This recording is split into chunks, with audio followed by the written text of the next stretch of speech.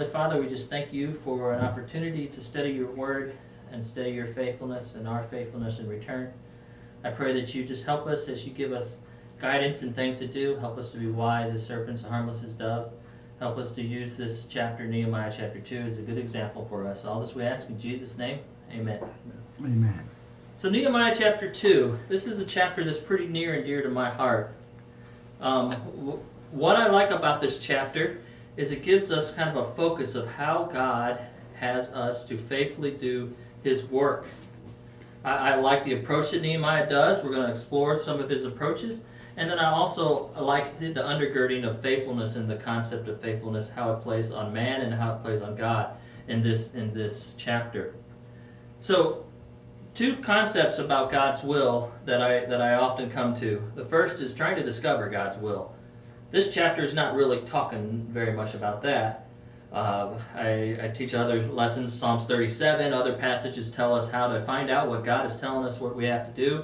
It's not an enigma, it's not a mystery. It's right before our face and before our eyes.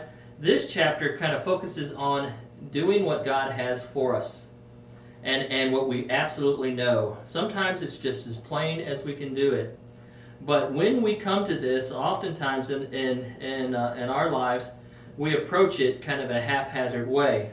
I know how I would like to do God's will, but oftentimes it doesn't necessarily play out this way. The following clip kind of shows us two different approaches. There's an approach that I think I want to be, but then there's an approach that I'm probably more inclined to do. Let's see which category you fit in. Computer to programmer. Check. Stopwatch. Check. Pocket laser. Check. Infrared reflex. Check. Portable detonator. Check. Whoopee cushion. I think it's in the bus. Rubber raft. It's got holes in it. Bag of chickens. Fake vomit. It's on order. Frisbee. Lost. Pneumatic drill. Check. Computer printout. Check. Radar gun. Check. Walkie-talkies. Check. Check.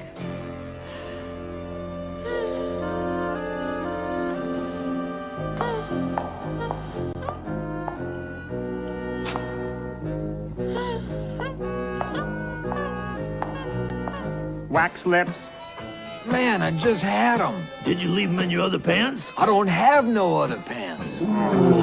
Yo-yo. For sure. Harpoon gun. That's you. Check. All right, team. Let's go for it. Peanut butter. Animal ate it. Sorry. Well, Kermit, guess that's it. All right, everybody? Let's go for it. Like I said, I know which category I fit into often. I wonder which category you fit into often. We think we're all sophisticated, but in actuality, a lot of times it's just haphazard, kind of doing things on the spur of the moment. This passage also it came to light as I was going through with my wife the pregnancies and the births of our children. I just remember one time Amy was there with an active birthing process, and there was a monitor for her. There's a monitor for the kid. Each person in the room had a specific role. I think I was the only lost guy in the room, but everybody had a role that they're supposed to do. Oftentimes in the ministry and Christians' works, we get what God tells us to do, but we end up acting like the Muppets, and we end up hey, did we bring this? Do we even have a shoestring? No, we don't even have a shoestring or whatever. And it's just not very effective. Nehemiah didn't take this approach. Nehemiah did not take this approach in his ministry, and in this chapter 2, we're going to find out some of the approaches that he took. We find out that there's 4 stages to God's plan that we see in this chapter. First, we get permission, and then we guide particulars. After that, we gather personnel, and then finally, we gain perspective. But before we go too much further, I want to give you kind of the context, and I want to read the passage for the day. The context of this book, when you look at Nehemiah, I've even just recently talked to some of the people here, and there's like Nehemiah. Okay, where's that even at? Okay, where's the context here? The context of this book is Daniel, which we may be more familiar with, and his three friends, and all of them have already been carted off to Babylon. Nebuchadnezzar's empire has already fallen, and Nehemiah comes maybe a generation or 2 generations after that. The first chapter actually tells of Nehemiah receiving a letter from his promised land, from the actual his actual native home. He's never seen it, most likely. He's never been there. He's lived under the Medes and the Persians for his whole life. He is actually what's called a cupbearer in the royal palace. So obviously he's a skilled person. He's one that you're not going to be a doofus and be put into that position. And you're going to have some skills, and God had already put him in a place of prominence. But he receives this letter in chapter 1 and telling him about the state of affairs. Daniel is already, in Daniel chapters 9, is already prophesied, 9:24 through 27, is already prophesied of this very, very conversation that he's about to have. He prophesied that the times of the Gentiles is going to actually start when this wall starts getting built. And that is what chapter 1 is all about. Nehemiah gets this burden. God places his burden. Just like I told you, two sides of the fence here. We can sit around sometimes and just wonder what God has us to do. That's part of our life cycle. There's other times when absolutely you know exactly what God wants you to do, and you have this burden and you got to fulfill it. But are we going to be like the Muffets, or are we going to be like the other team? Are we going to be just haphazard, or are we going to come in and do kind of some skilled work and some deliberate things? Let me read to you the chapter here, Nehemiah chapter 2, verses 1 through 20, and we'll tell the story, then we'll walk through it. And it says, "And it came to pass in the month of Nisan, in the 20th year of Artaxerxes the king, that wine was before him. And I took up the wine and gave it unto the king. Now I had not been before time sad in the presence of him." Now that's a big deal. You can lose your head off of that. "Wherefore the king said unto me, Why is thy countenance sad? See thou not sick? This is nothing else but sorrow of heart. Then I was very sore afraid, and said unto the king, Let the king live forever. Why should not my countenance be sad, when the cities, the place of my father's sepulchres, lies waste, and the gates therefore are consumed with fire?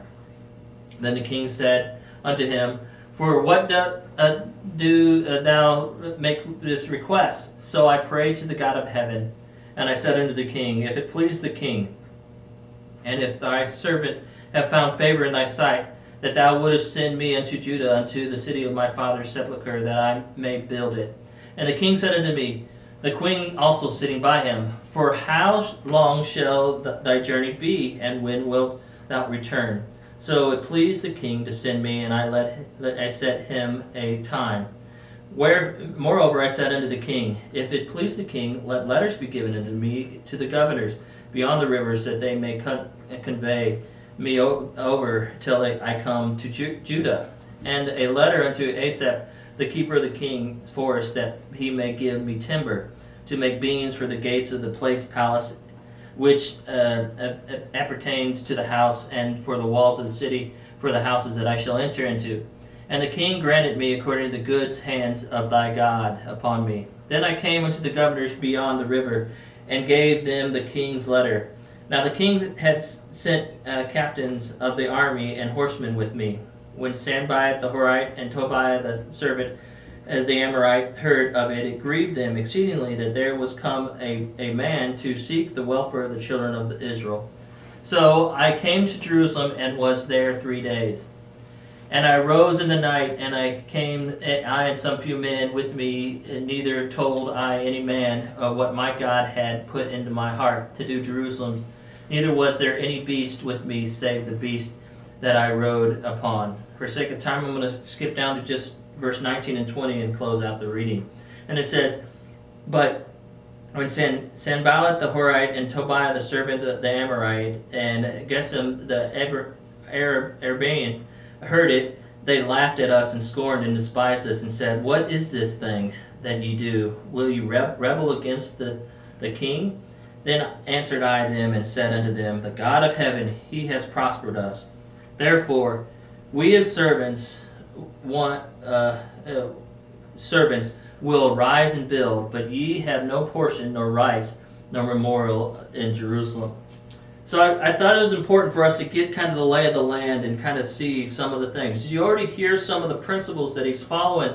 We're going to walk through this, but before we do, there's a concept that we need to kind of focus on here. It has a focus on a man's part and on God's part. And as we walk through this, I want you to kind of imagine, I want you to kind of look at the faithfulness that Nehemiah provided when he was asked to do this, and also the faithfulness of God and how they interplay.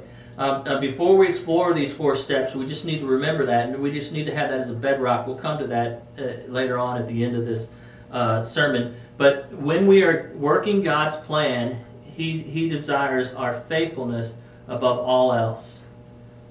And so we're going to be talking about how to do things proficiently and how to do things where it actually works. But one of the problems with talking this in this manner is we get the wrong idea. I always like to joke, and I always like to notice the fact that Noah was called a faithful man, but he preached to his family for 120 years, and all he got is converts of his families, and that's it. But he's called faithful. We need to do our part, and we need to do as best as we can, but we also need to remember ultimately the harvest is God's choice.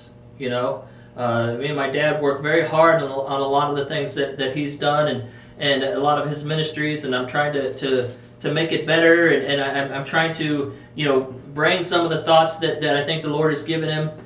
But if it's just for one person and all this time, then that's what God has told us to do. But if it changes the nation, then that's what God has told us to do. Regardless, we're going to get a reward up in heaven if we're faithful. The faithful part is our responsibility. The harvest is His. That's easy to say. And as we start talking about some of these proficient ways of doing things, we get kind of the cart before the horse kind of deal. And it happens to me. I'm preaching this, and I'll be down on point 3, and all of a sudden I'll get right back to, man, if I do this, I'm going to get all these converts, and it's going to happen. It's just kind of the fight, the ego fight and the pride fight that happens with us. But we just need to focus on our faithfulness and on God's faithfulness, and all of that will kind of get settled. But let's walk through this, some of the principles that Nehemiah showed in this. First, Nehemiah faithfully got permission from 2 sources. So when you look at how God is asking you to do something, it's very, very important for you to realize at the very beginning that you want to have a solid foundation. And that right base comes from understanding who your authorities are. I want you to notice, first of all, Nehemiah was faithful, and he got permission from 2 sources. The first source he got permission from is he got permission from God in verse 4. And in verse 5, he got permission from his earthly father, or earthly rulers. So when we get a mission from God, or we get a direct thing that God is asking us to do, it's never wrong to go and check one last time. Did you notice that in verse 4? That's what he did. Then he said unto the king, for what dost thou make the request? And so this is the part he does. So I prayed to God. Before he launches this missile, before he goes down and actually says it, he hasn't crossed any Rubicon, he hasn't done anything yet. What does he do? Okay, God, if this is really what you want, I'm fixing to open this door. And once I open this door, there's no going back. This is an appropriate thing. I work at a prison, and it's never wrong to check those doors one last time. And sometimes I'm OCD about it. I'll go through and I'll check the doors that I need to make sure the chapel's locked up. And I'll get down the hall, and I'm like, you know what? Maybe those doors aren't locked. So I'll go all the way back, and I'll check them again. Probably the guys in control are laughing at me. It's like, who's this neurotic guy who keeps on checking these doors? But I don't know how many times, not a lot, but sometimes I'll go and, whoa, this door's open. It's just that one last check. You know, if he would have said, okay, God, do you want me to do this? And all of a sudden he's like, oh, no, I don't feel right about this. So then he didn't open that door. But once that door gets open, so I prayed to God. And then that's kind of that one foundation. This foundation is important because, surprisingly, you get the plan from God, you get the plan from other people, and you know God has you to do it. I don't know how many times I've been going down the firing range and I'm doing what I think I'm supposed to do, and people from the left and the right are complaining and saying this isn't what we're supposed to do. You'll end up being not emotionally tied to what you're supposed to do if you don't have that backing and that source. All right, God, I know you told me to do this, so I'm just going to be faithful and I'm just going to keep on doing what I'm supposed to do. This is a very important step. The next thing that he did is he asked in verse 5, "And I said unto the king, if it please the king," he asked his earthly authorities. And this time the Medes and the Persians are over him, and the rulership is a totally different way than we are now. We don't live in that kind of system. We do have a lot of pushback from our authorities. We can push back and do things like this, but you got to be respectful. But at the end of the day, we still have authorities in our lives. If you're a churchgoer, you would say the pastor and this church leadership is authority that you need to adhere to. Also, your parents are always authority. My dad's here right now, and he still probably sees me in diapers, and I know he never lets me drive. Why? It's because he probably doesn't see me as a nearly 50-year-old man. He sees me as a little kid that he had to make sure that I'm mowed the lawn right or something. It's like, why am I going to give you the keys? It's okay. The fourth commandment, I think, is honor thy father and thy mother. That's an authority figure that happens it's a fifth commandment, yeah. That happens. The fourth is the Sabbath one, but the fifth commandment is on, and it's the first commandment that you have with promise that your days may be long. God, it's very important. Because how you treat your authorities is how you'll treat God. You can't say that I'm going to treat my authorities with disrespect and then treat God with respect. It just doesn't make any sense. And so what he did here is he had the ability to talk to the king, and he was in a position of influence. But what did he do? If it pleased the king, and then he started this. Notice he didn't also shy away from making his request known here. Respecting your authority doesn't mean just being quiet and a doormat. It also means at times to speak up and say, hey, I think that this is a good thing for us to do. One of the things in the military that I learned as a chaplain and as a good officer is sometimes you have to actually go to the person that's your CO, and you have to actually tell them something that they don't want to necessarily hear. The lackey, the yes person, will allow us to go down battle range or go down to something and get into a sticky situation when they could have said something where it needed to be said. Sometimes you have to be the messenger. Sometimes you have to say, "Hey, David, you are the man. That's you. You got to do better." And so, respecting the authority doesn't necessarily mean just doing everything he tells you to do. At the end of the day, I think it's that, but it's also meaning to respect him enough to tell that person, hey, this is what I think God wants me to do, and this is where I need to go. Both of these steps are very important because when you go, like I said already, when you go down and you start doing God's plan, when the fiery darts of the wicked and the Satan starts coming and the world, and then your emotions start getting mixed in, it's that authority that actually gives you sometimes that ability to stay faithful and to just keep on kind of pushing on. So this is the first thing that Nehemiah did. Before he even went downrange, before he did anything else, he established his authority from God and from his earthly authorities. The next thing that he did, Nehemiah faithfully guided particulars in 3 ways. So, before I tell you the specifics of this one, this is a very interesting step. A lot of times when we start doing planning, if you're planned like me, you see the goal and immediately you want to run onto the battlefield, and then it's like, wait a minute, I forgot my rifle. Oh, and I also forgot this, and I forgot that. Why? Because you didn't plan at all. You know the mission is supposed to happen, where you could have just taken 5 minutes and gathered yourself and go, okay. When I was with the Marines as a chaplain, we used to go on these humps, and the humps are long hikes and formation and everything, 60-pound pack or something like this. I can't imagine doing that now, and I can't imagine how I did it then. But anyways, you're doing it, and one of the interesting things is the first mile of that hump, you'd always stop, and you'd always say, is everything right? Because you got 14 miles left to go. You want to make sure that thing that's rubbing you right here is fixed before you get down there, and that's kind of this step. You want to kind of plan it out.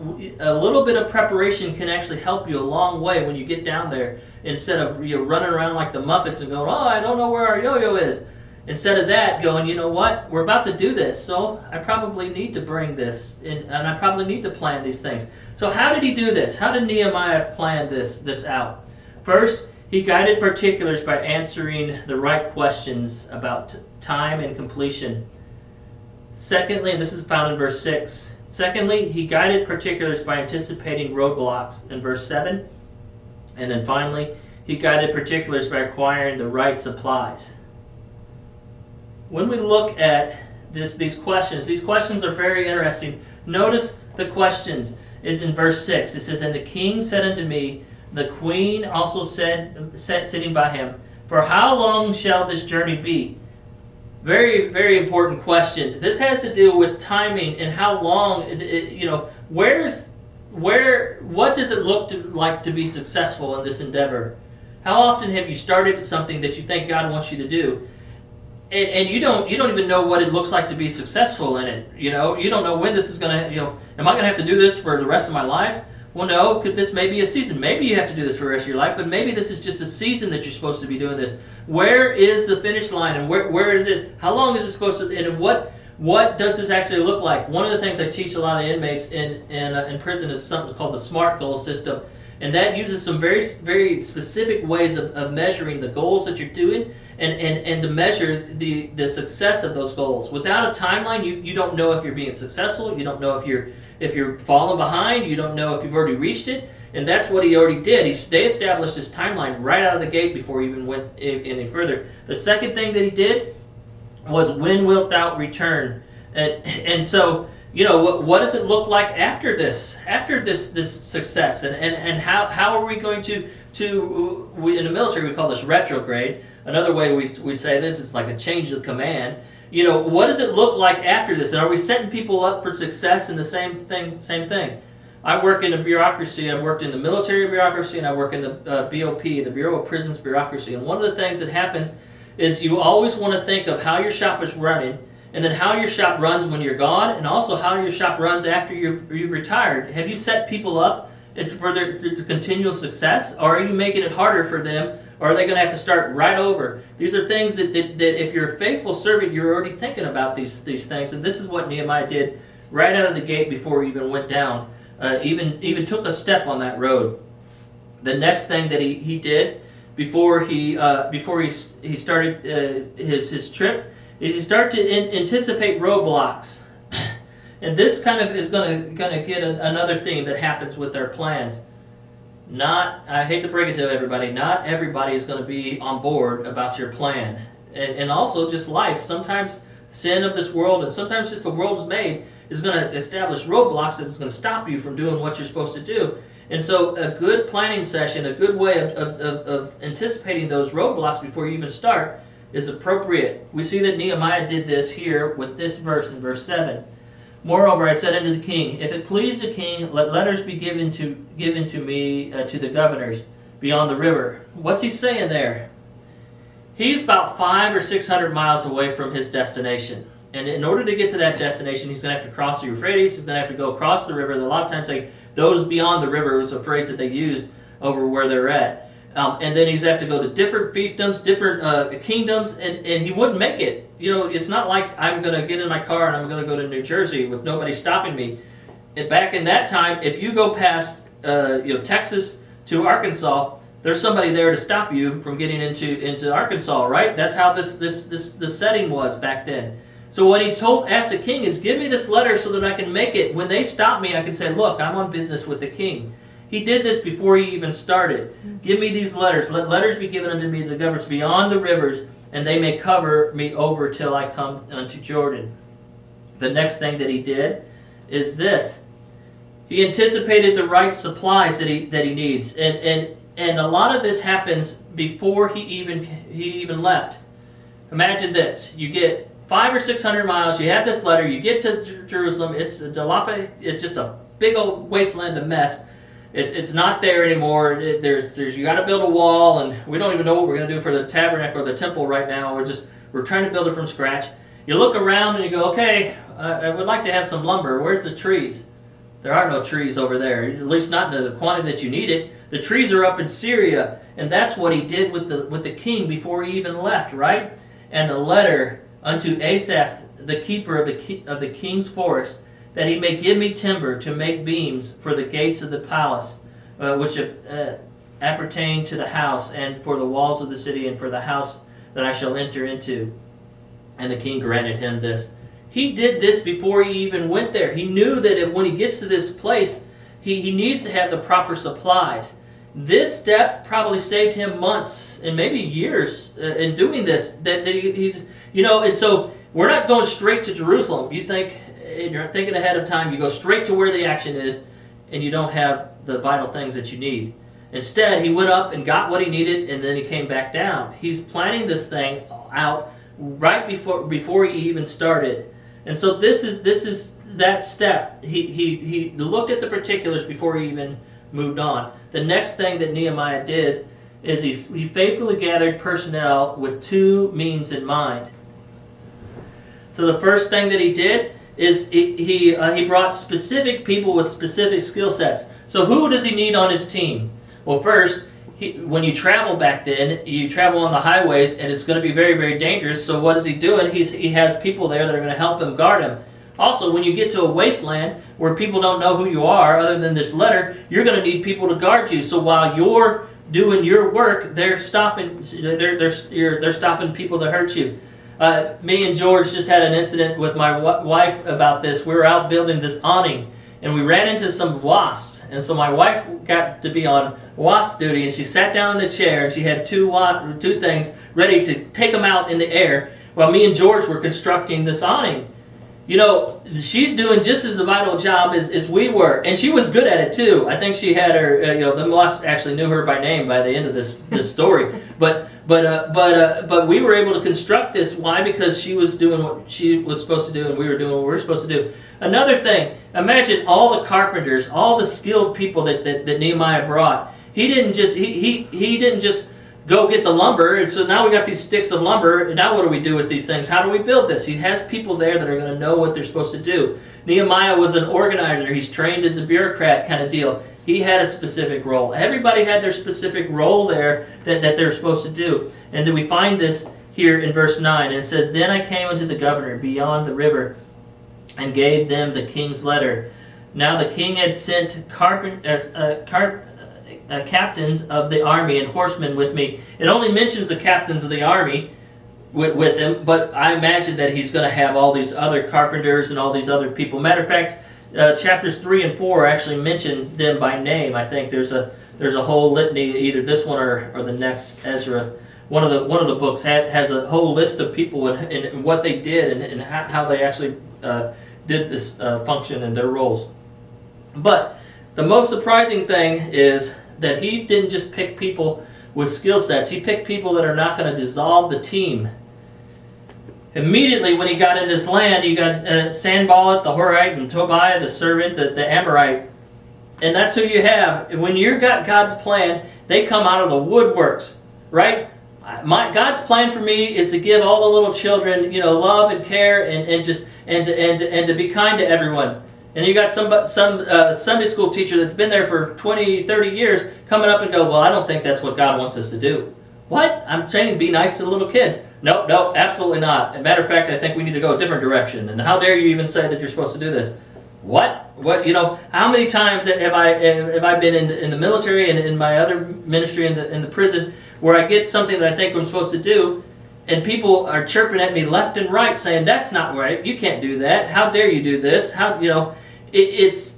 those are not the people that you want on this team. You don't want yes men, but you also don't want people that are tearing down the team, and he had a way of dealing with these people. And so they come out, and they will be there, and they were there when they confronted Nehemiah as well. And it says, when Sanballat the Horite and Tobiah the servant, the Amorite, heard of it, it grieved them exceedingly that it's grieved. How can you be grieved exceedingly that I'm going to build the wall of a city that this is supposed to be good? You don't know why. You can't get in the mind of the people that are coming at you. Maybe what you're doing is hurting their power base, and they don't want you around because they got a good thing going. Oppressing all the poor people. And you're coming in going, you don't have to be poor anymore. What you've just done is taken money out of their pockets. So they're going to be like, no, get out of here. We don't want any part of this, And you just don't know If God has given you a mission to do, you want to work around those type of people. And this is exactly what Nehemiah did in this next step, this fourth step here. This fourth step is how he handled it. Finally, Nehemiah faithfully gained perspective by adopting two viewpoints. He worked intelligently and kept his goals in mind in verse 11. And in verse 20, he worshiped God because he understood that only God gives the harvest. But let's look at how he dealt with these people that are coming out of the woodworks at him. How did he deal with it? He kept the mission in mind. This is probably one of my favorite verses in this whole chapter. And I like this first phrase. And I rose in the night, I and some few men. What's he doing there? He's rising in the night and he's actually doing what God asked him to do. And God didn't ask him to come 500 or 600 miles to argue with these knuckleheads. God asked him to build the wall. So what he did is, you know what? You're going to be asleep at night, so I'm going to do what God tells me to do. I know I've got to get up out of my bed and actually, stay up some, but I'm going to go around and do what the surveys that I need to do at night, rather than arguing with you. I think that that's a beautiful thing, and how often do I and others, and maybe you're in the same boat, we get mixed up and we think that we're here for the fight and for the standing for the Lord, which we are. We want to be faithful in that respect. But if God has given us something to do, arguing with them and people around you isn't what God has told you to do. He's told you to build the wall. He didn't tell you to go 600 miles to argue with these guys. So what he did, at night, he started working and he started planning. You notice how he's using all these strategies and all these things to do what God is asking him to do. And I said I like that verse, but I really like this verse. And this verse is probably where the balance and the key of all of this. This evening we've talked a lot about some different various ways that Nehemiah strategized and planned and prepared and all these things for success. But mostly what he's doing is he's being faithful. God has trained him to be who he is and to be the person that he's asked him to be. He created Nehemiah in his own image, right? And so he's gifted and skilled in a certain way. But those skills and gifts do not guarantee that the wall is going to be built. He may have went there and the wall was not built.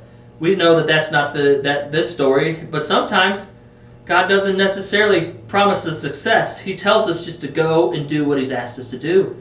And it's that faithfulness and that harvest, that response to the harvest is God's role. It's not our role. And we see that Nehemiah understood this in verse 20. And he says, Then answered them I, and said unto them, The God of the heavens will prosper us. Therefore, we servants will arise and build.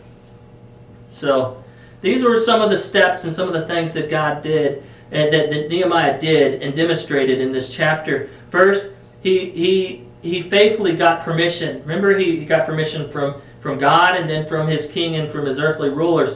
And then he faithfully guided the particulars. Before he even moved, he started planning these things beforehand. And so that he wouldn't be belabored and wouldn't have a waste of time and waste of effort.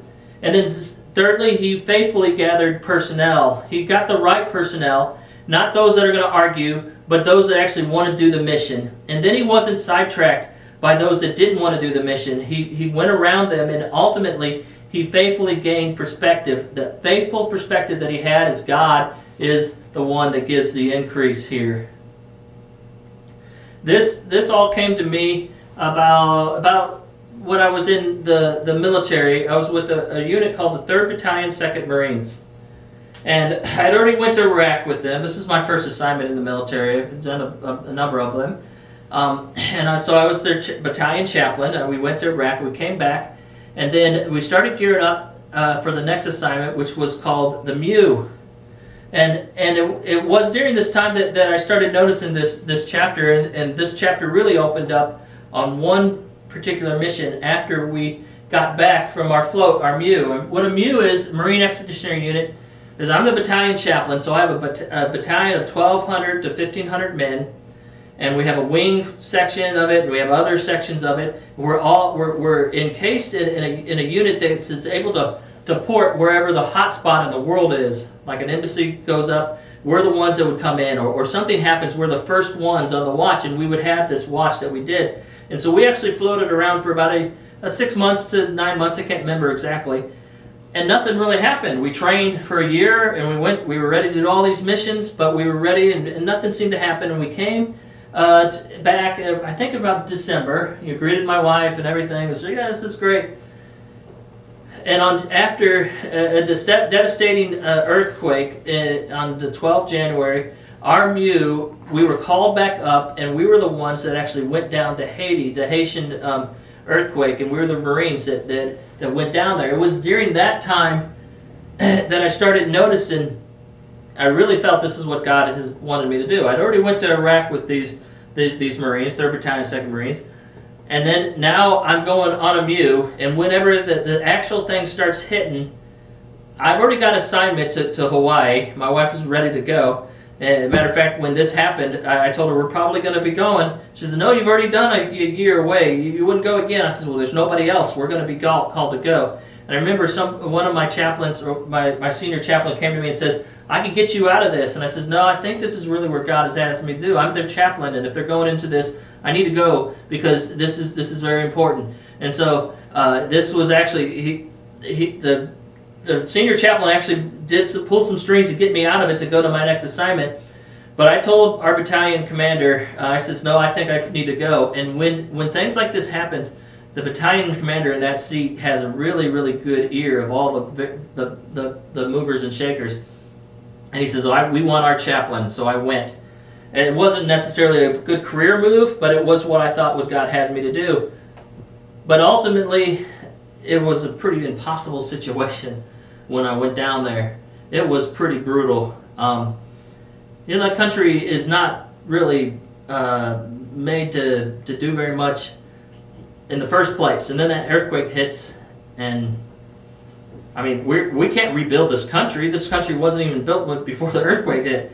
And I mean, what are we doing? I mean, some of the stories that we'd hear, and then we get on the ground, and absolutely, I mean, we would you see the MREs right there in the middle picture. And I think you can see the picture, right? Middle picture. That has like 12 or 2,000 calories in it. I may be off on my numbers, but it has a lot of calories in it. One meal that we would eat, and I lived on these things for a long, long time when I would go out with the Marines. But we'd go down to the Haitians who are used to eating 600 or 700 calories a day, and we'd give them this, and it would blow their systems out. I mean, but then we came in with a quad con of this stuff, like a whole pallet of it, right? Boom. And the United Nations was down there, and they had already black marketed this stuff, and they came about 30 minutes later and were trying to sell it to us. And I'm just like, this is like the Wild Wild West. I mean, I remember walking around in the back of somebody, and they were sitting around a fire, and there's this bubbling thing coming up, and one of the Marines scooted over to me and says, we pretty much need to leave. And he says, well, I said, well, what's going on? He goes, that's probably some kind of amphetamine or something that is not appropriate for us to even be around. And so it was just happening right before our face. I remember on the ships, wave after wave after wave of people that were just hurt and just. So we have a plan that God has, and I knew God would have me to do this. But how do you deal with situations that are over your head? Remember, it's that principle once again that God has the harvest, and it's His role to actually do it. But we do get put in impossible situations. Sometimes our plans and strategies aren't enough. Nehemiah went down with this to build this wall, and immediately they came out of the woodworks to stop him, right? But God places us in impossible situations so that He can rise and He can show who He is. Nehemiah was in an impossible situation. Sometimes we get put in impossible situations. But in those times, we must remember God's faithfulness and not ours. A lot of this talk today I've talked to you about is dealt with us being faithful. But Nehemiah's faithfulness wasn't about him. He reflected who he was serving, a God that is always faithful. That's why he was able to say in Nehemiah chapter 2:20, the God of heaven will prosper us. And then Paul reiterates this in 1 Thessalonians 5:24. Faithful is he that calleth you. Sometimes he calls you, but he will also do it. And that's such a beautiful verse to me. It's like we're there for the ride. And then ultimately that faithfulness helps us gird it. And sometimes we just have to look to great theologians such as this person. Just keep swimming.